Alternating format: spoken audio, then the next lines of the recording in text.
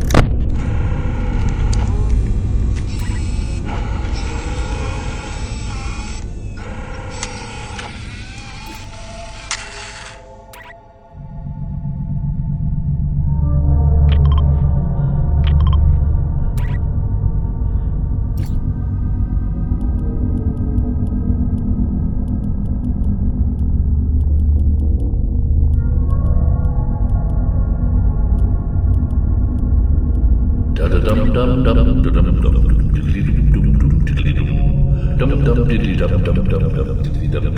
dum